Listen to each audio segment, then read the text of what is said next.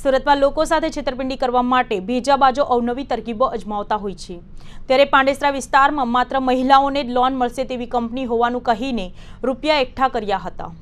બાદમાં 22 લાખની છેતરપિંડી આચરનાર આરોપીને પોલીસે ઝડપી લઈને કાયદેસરની કાર્યવાહી હાથ ધરી છે।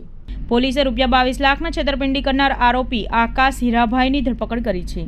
આરોપી આશીર્વાદ કંપનીમાં કામ કરતો હતો। આ એવી કંપની છે કે જે ફક્ત મહિલાઓને લોન આપે છે। આરોપીએ જુદી જુદી મહિલાઓના નામે લોન બતાવી છે, પરંતુ તે ખરેખર મહિલાઓને લોન આપવામાં આવી ન હતી તથા આરોપીએ આ તમામ પૈસાઓ પોતાના અંગત કામો માટે વાપર્યા હતા। મહિલાઓ સાથે છેતરપિંડી થતી હોવાનો મામલો કંપનીના મેનેજરે પાંડેસરા પોલીસ સ્ટેશનમાં ફરિયાદ નોંધાવી હતી।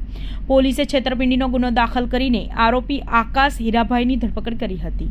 પોલીસે કહ્યું કે આરોપીએ કંપનીમાંથી ઉચાપાત કરી હતી, જેથી આરોપીને ઝડપી લઈને આગળની કાર્યવાહી હાથ ધરી છે। પાંડેસરા પોલીસ સ્ટેશન ખાતે આશીર્વાદ ફાઇનાન્સ કંપની પ્રાઇવેટ હતી, જે મહિલાઓને ખૂબ ઓછા વ્યાજ દરે નાની લોન આપતી હતી, જેમાં આશીર્વાદ કંપનીના જ કર્મચારી આકાશભાઈ હીરાભાઈ નાઓએ છેતરપિંડી કરી અને કંપનીની 22 લાખ જેટલા રૂપિયાની ઉચાપત કરેલી છે, જેમાં જુદી જુદી મહિલાઓના નામે લોન બતાવેલ છે, પરંતુ ખરેખર લોન આપેલ નથી અને તેઓએ આ લોન પોતાના અંગતથી જ સારું વાપરેલ છે।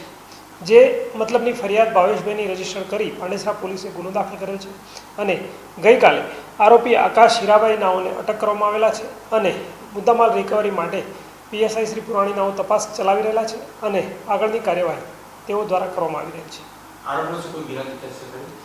પ્રાથમિક તપાસમાં આરોપીનો કોઈ ગુનાહિત ઇતિહાસ આવેલ નથી, પરંતુ ઈ ગુજકોપ તેમજ પ્રેસના માધ્યમથી તેઓની જાહેરાત કરવામાં આવશે, જે અનુસંધાને ઇન્વેસ્ટિગેશનમાં જે પણ હશે તે અનુસંગી કાર્યવાહી કરવામાં આવશે।